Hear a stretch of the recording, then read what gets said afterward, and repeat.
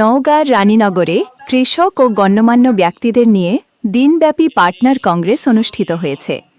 নওগাঁ রানীনগর থেকে কাজী আনিসুর রহমানের প্রতিবেদনে দেখুন বিস্তারিত।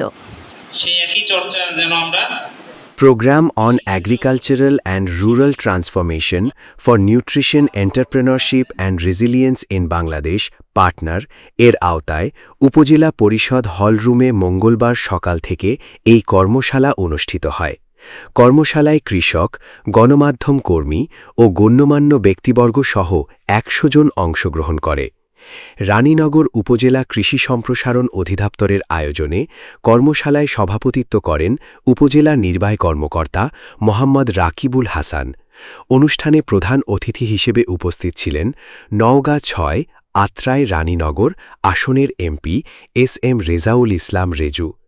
অন্যদের মধ্যে উপজেলা সহকারী কমিশনার ভূমি নাবিলা ইয়াসমিন, উপজেলা কৃষি কর্মকর্তা মুস্তাকিমা খাতুন চৌতি, সম্প্রসারণ কর্মকর্তা জাহিদুল ইসলাম, উপজেলা বিএনপির সাধারণ সম্পাদক মুশাররফ হোসেন, যুগ্ম সাধারণ সম্পাদক আব্দুর রাজ্জাক, যুগ্ম সাধারণ সম্পাদক নয়ন খান লুলু ও সাংগঠনিক সম্পাদক মেজবাউল হক লিটন প্রমুখ।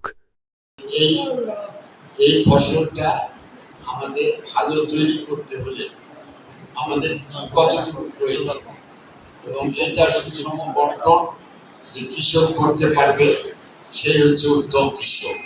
যেমন ইউনূস সাহেব বলল এটাই সত্য। আমরা মনে করি অনেকে সার বেশি দিলে ফলন বেশি হয়, না, কখনোই না, এটা ভুল ধারণা। অনেকে মনে করি কীটনাশক বেশি দিলে সব পোকা চলে যাবে, না, কীটনাশক বেশি দিলে হয়তো পোকা যাবে, কিন্তু আপনি পরিমিত দিলেও পোকা যাবে, কিন্তু ওই বিষমুক্ত খাবার আর হবে না যদি আপনি অতিরিক্ত কীটনাশক ব্যবহার করেন।